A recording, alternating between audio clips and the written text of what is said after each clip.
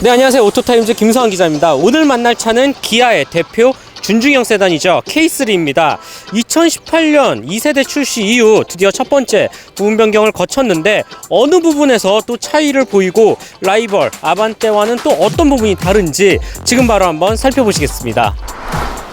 네, 부분 변경 K3 가장 많이 바뀐 부분은 역시 프론트 마스크입니다. 전면부죠. 기본적으로 헤드램프라든지 범퍼 아주 통 크게 디자인 변화를 거쳐서 조금 더 새로운 이미지를 잘 부여한다라는 모습을 볼 수가 있습니다. 일단 가장 먼저 시선에 가는 거는 역시 헤드램프라고 볼 수가 있어요. 기존의 헤드램프가 살짝 이 가운데 동그란 램프를 중심으로 이렇게 양쪽에 약간 속눈썹 같기도 하고요. 이렇게 4발짜리 LED가 들어가 있었는데 지금은 일자로 뚝뚝뚝 끊어져서 최신 기아차 디자인 흐름도 잘 맞추면서도 한층 더 정제되고 조금 더 날렵하게 보이는 인상을 갖춘 게 특징입니다. 그리고 나서 이 헤드램프와 연결되어 있는 이 그릴의 형태도 기존과 비교해서는 조금 더 와이드해졌고 이 폭도 좀 줄어서 그런지 한층 더 세련미를 잘 갖추는 것 같고요. 이 밑에 쪽을 은은하게 감싸는 이 은색 장식도 꽤 멋있게 표현이 되어져 있습니다. 범퍼도 마찬가지로 큰 폭의 변화가 두드러집니다. 원래 이쪽에 동그란 안개등이 있었는데 이 옆쪽으로 살짝 뺐고요. 살짝 이제 꺾어 들어가는 여러 가지 날카로운 각들을 많이 사용해서 조금 더 이 헤드램프와 마찬가지로 좀 날렵하고 좀 역동적인 인상을 비추기에도 충분하죠. 그리고 부분 변경의 핵심 포인트라고도 할 수 있는 바로 이 기아 로고. 차의 인상을 결정짓는 아주 중요한 요소이지 않을까라는 생각이 듭니다.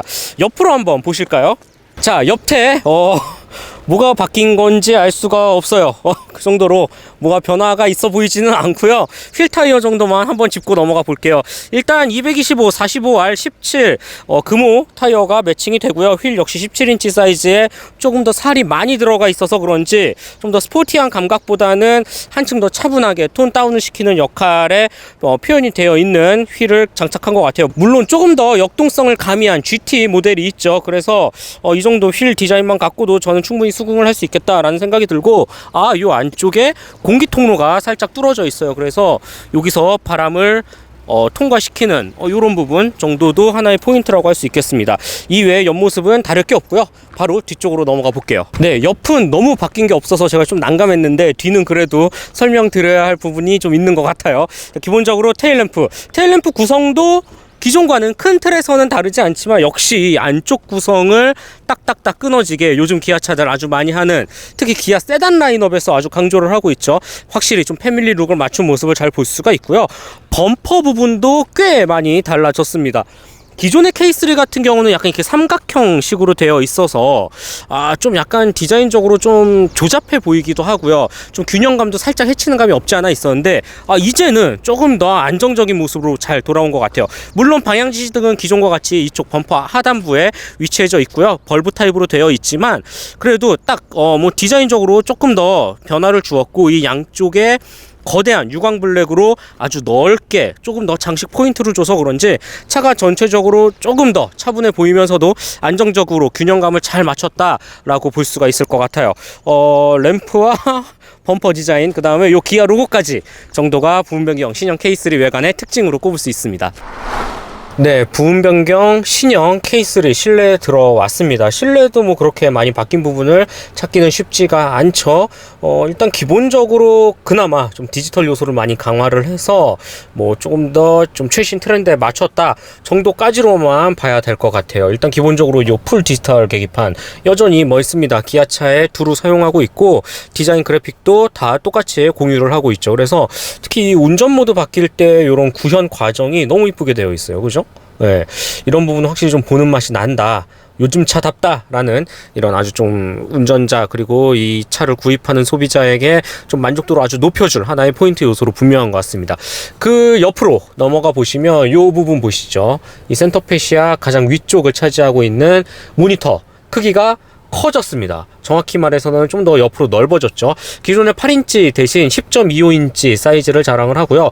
이 아래쪽 부분도 터치로 마련을 해 놓았어요. 안쪽 구성도 역시 현대기아차에서 자랑하는 다양한 기능들을 가득 또 제공을 하는 게 특징입니다. 기아페이, 차 안에서 결제를 할 수 있는 거라든지 후석 취침 모드, 그 다음에 카투 홈 서비스도 제공이 되고요. 그 다음에 자연의 소리, 기아의 대표적인 이 서비스 케어 프로그램 중에 하나인 유보 시스템까지도 다양하게 마련이 되어져 있어요. 기본적으로 이런 부분 현대기아차, 특히 국산차가 아주 잘하고 있는 부분이기 때문에 전혀 불편하거나 단점으로 지적될 게 없고, 부분 변경으로 오면서 아주 이상적인 변화를 거쳤다라고 말씀을 드릴 수 있을 것 같아요.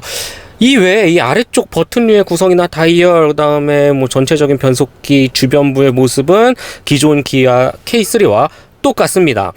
그나마 특징을 좀 꼽아보자면 드디어 이 전자식 파킹 브레이크가 탑재가 되었어요. 오토홀드도 같이 세트로 넣어 놓았거든요. 기존에 이제 수동으로 올렸다 내렸다 하는 사이드 버튼이 없어져서 조금 더 좀 깔끔한 구성이자 편리함을 좀 높였다라고 말씀드릴 수 있을 것 같고, 이 두툼한 컵홀더, 그다음에 여분에 뭐 핸드폰 정도 세로로 놓을 수 있을 것 같아요. 휴대폰 무선 충전 패드를 비롯해서 이 앞쪽에는 또 USB 두 개의 USB 충전 잭과 12V 잭까지 또 별도의 수납 공간. 전체적인 K3의 실내 구성은 우리가 흔히 알고 있는 이 준중형 세단이 갖춰야 할 아주 실용적인 면모를 잘 보여주고 있습니다. 그리고 결정적으로 아반떼와 비교해서 신형 아반떼 같은 경우는 조금 더 운전자 중심의 디자인이라든지 좀 더 곡선을 많이 사용해서 좀 신선하면서도 호기심을 불러일으킬 만한 센터페시아 구성이었다면, K3 같은 경우는 상당히 대칭형으로 이루어져 있죠. 그리고 수평적인 구성을 통해서 누구나 알만한 위치에서 쉽게 조작을 할 수 있게끔 만들어 놓은 사용 편의성에 조금 더 초점을 맞춘 좀 심플하면서도 좀 광활한 이 디자인 흐름이 조금 더 인상적이고 멋있는 것 같습니다. 그리고 나서 뭐 이외의 차이점은 뭐 딱히 보이지는, 여기 기아 로고 요거 가장 크게 바뀌었죠. 제일 중요한 걸 말 안 할 뻔했네. 썬루프도 탑재가 되어 있고, 통풍 시트도 3단계로 양쪽 다 열선 핸들에 드라이브 모드에, 그다음에 후방 카메라도 화질이 꽤나 좋아요. 심지어 신형으로 오면서 각종 주행 보조 기술도 가득 탑재가 됐거든요. 여기 보이시죠? 아주 빼곡히 들어간 다양한 안전장치들도 비롯해서 정말 이 구성만 놓고 보면 웬만한 수입차 부럽지 않은 아주 훌륭한 세팅과 조화를 갖춘 게 부분 변경 신형 K3의 실내 그리고 상품적인 특징이 아닐까라는 생각이 듭니다. 자, 신형 K3 2열에 앉았습니다. 별다른 특징은 딱히 없어요. 네, 그냥 오히려 2열에서조차 좀 감동을 불러일으킬 만한 몇 가지 편의 품목, 전용 송풍구를 비롯해서 USB 단자도 하나 마련을 해 놓았고, 이 양쪽에는 2단으로 조절을 할 수 있는 열선 버튼, 이쪽에도 이 흰 색깔 조명을 또 넣어 놓았네요. 그러니까 이런 부분, 당연히 여기는 컵홀더가, 그치, 컵홀더와 팔걸이가 또 있고, 정말 이 국산차, 특히 국산 준중형 세단, 누구나 편하고 쉽게 차를 접하고 다룰 수 있는 제 첫 관문이라고 해도 맞을 것 같은데, 그런 포지션에서 놓고 봤을 때 정말 어느 것 하나 섭섭하지 않게 알차게 좀 채워놨다라는 점에서는 참 좋은 것 같고요. 그냥 뭐 착좌감이라든지 이 외에는 뭐 그렇게 뭐 장단점을 꼽기 힘들 정도로 무난무난한 게 특징입니다. 네, 마지막으로 K3의 트렁크, 뭐 기본적으로 일단 수동이긴 하지만 상당히 넓은 공간을 갖춘 게 특징입니다. 실제로 500리터가 살짝 넘는 또 공간을 보여주고요. 이렇게 보이시나요? 딱 땡기면 폴딩도 같이 되기 때문에 뭐 다양한 부분에서 차의 급을 생각하면 충분히 활용도 높은 공간 트렁크를 갖췄다라고 볼 수가 있습니다. 네, 기아 부분 변경 K3 주행 느낌 한번 살펴보도록 하겠습니다. 우선 기본적으로 파워트레인의 합은 기존과 동일합니다. 뭐 크게 달라진 구성은 찾아볼 수가 없죠. 직렬 4기통 1.6L 자연흡기 방식의 이 스마트 스트림 엔진을 비롯해서 IVT라고 불리는 이 CVT 무단 변속기까지 맞물립니다. 그 결과 최고 출력 123마력, 최대 토크 15.7kgm를 발휘하죠. 도심 속에서 이 차가 가장 많이 활용될 수 있는 일상 영역에서 이 정도 출력과 토크 결코 부족하지 않습니다. 충분히 속도를 끌어올리고 그다음에 여유롭게 주행을 나가는 데 있어서 전혀 어디에도 부족함을 찾아볼 수가 없죠. 요즘 차들이 워낙 출력도 높고 또 뭐 완전히 숫자 경쟁이잖아요. 그래서 이 차에 이런 123마력 15.7 이런 숫자가 너무 좀 부족하게 다가오지 않을까라고 우려가 되는 소비자분들도 많으실 텐데 전혀 그런 걱정할 필요 없다라고 말씀을 드릴 수가 있겠고, 오히려 딱 적당한 출력을 바탕으로 쉽게 차를 몰기에 전혀 부족함 없는, 그래서 좀 부담이 덜한다 라고 주행 느낌을 평가할 수가 있겠네요. 지금과 같이 교통 흐름에 맞춰서 가속 페달을 지그시 밟아주면 차는 여유롭고 또 꾸준히 속도를 올리면서 꽤 경쾌한 드라이빙을 이끌게 합니다. 이런 부분이 이 1.6 스마트 스트림 엔진이 갖고 있는 스트레스 없는 주행에 탁월화된 모습이지 않을까 라는 생각을 하게 되고요. 이 차를 처음 접하는 소비자분들께서도 불편하거나 조금 더 자극적이지 않게 담백하게 이 속도를 올리면서 또 여유롭게 주행을 할 수 있지 않을까라는 생각을 하게 됩니다. 여기에는 IVT 무단 변속기가 꽤나 큰 역할을 하는 것 같아요. 정말 요즘 무단 변속기는 그 옛날 이 과거에 불편했던 부분을 아주 많이 개선을 하면서도 조금 더 이 파워트레인, 특히 엔진과의 궁합을 굉장히 잘 맞추는 걸로 또 유명하죠. 그리고 이 현대 기아차에서 만든 바로 이 무단 변속기 상당히 잘 만들었고 완성도가 높다라고 말씀을 드릴 수 있을 것 같아요. 정말 속도를 올리는 과정도 상당히 매끄럽고 거칠게 들리는 소리도 거의 없어요. 심지어 마치 우리 다단화된 변속기에 차를 모는 것처럼 나름의 소프트웨어 조정을 통해서 단수를 변속하고 있다라는 느낌도 충분히 받을 수 있고요. 물론 급하게 가속 페달을 꾹 밟아보면 이런 소리가 들리기는 합니다. 변속기, 무단 변속기가 갖고 있는 가장 기본적인 특징이기 때문에 이런 부분까지 저희가 너무 별로예요, 단점이에요 라고 말할 수는 없겠죠. 이거는 정말 풀 스로틀을 열었을 때나 들리는 소리고요. 평범하게 꾸준히 속도를 이렇게 쭉 올리는 과정에서는 정말 좋아요. 진동 떨림, 특유의 그런 듣기 싫은 사운드 어디에도 들을 수가 없습니다. 심지어 이 준중형 세단 K3 고속주행이라든지 조금 더 풍절음이나 바닥 소음도 예전에 비해서는 꽤 많이 줄어든 모습을 볼 수가 있고,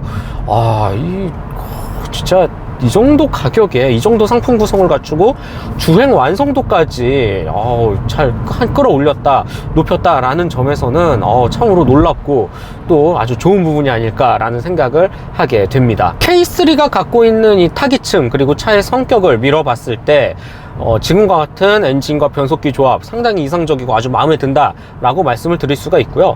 물론 조금 더 거친 속도에서 드라이빙을 원하는 소비자분들, 물론 스포츠 모드가 있긴 하지만 주행 모드별 차이가 그렇게 크지는 않아요.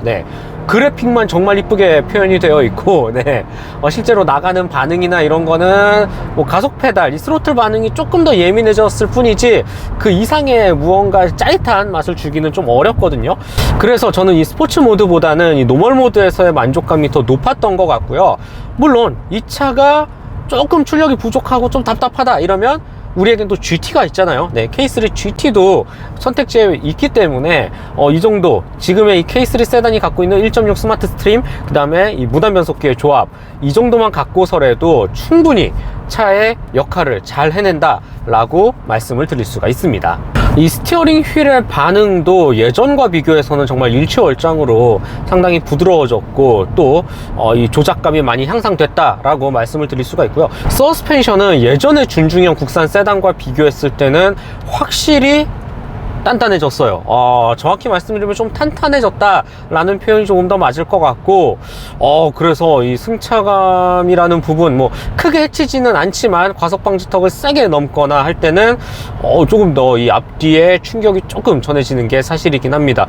마냥 물렁한 것보다는 전 오히려 낫다고 생각이 들어요. 이렇게 좀 더 고속 코너라든지 아니면 급하게 스티어링 휠을 돌려야 할 때 그래도 조금 더 단단하게 조여진 이 서스펜션 덕분에 안정감이라는 부분에 있어서는 좀 도움이 되죠. 그리고 이 차를 구입하는 좀 더 젊은 세대층에게는 오히려 이런 서스펜션 세팅이 더 적합하다라고 저는 볼 수 있어서 서스펜션도 크게 문제될 건 없고, 그리고 이 차, 특히 이 기아, 현대차, 국산차 회사들이 정말 잘하고 있는 부분 바로 주행 보조 시스템이죠. 이 차도 가득 탑재가 되어 있어요. 여러 번 말해도 이제 주행보조 시스템은 정말 기대 이상입니다. 너무 좋아요. 너무 좋고 차간거리도 4단계나 설정을 하고 스티어링 휠도 알아서 잡아주면서 능동형 크루즈 컨트롤을 전부 다 활성화를 하면 두 손 놓고 두 발 놓고 아주 여유롭게 맘 편히 고속 장거리 주행을 할 수가 있습니다. 물론 스티어링 휠은 꼭 잡아야겠죠. 확실히 이런 부분 완전히 정차까지 하면서 다시 재출발도 가능하기 때문에 이 주행 보조 기술 정말 현대기아 너무 잘하는 부분이 아닐까라는 생각이 들어요. 네, 그리고 파워트레인 합이 이뤄낸 또 하나의 자랑거리, 바로 효율을 빼놓을 수가 없습니다. 이 차의 포지션을 아주 정확히 맞춘 하나의 특장점이 아닐까라는 생각이 드는데, K3 같은 경우는 이제 복합 기준 한 14에서 15km 정도의 효율을 갖췄습니다. 무슨 디젤차, 하이브리드 차도 아니고 이 정도 효율 아주 메리트 있는 또 숫자라는 생각이 들고요. 그만큼 이 무단 변속기 그리고 스마트 스트림 엔진이 주는 능력이 참 좋다라고 말씀을 드릴 수가 있겠네요. 네, 자, K3 전체적인 총평을 해보자면 국산 중중형 세단은 정말 축복과도 같은 제품입니다. 이 정도 가격대에 이 많은 편의 및 안전 품목을 가득 누리면서 국산차가 정말 잘하고 있는 부분인 패키징, 실내 공간에서도 부족함을 느끼기가 힘들죠.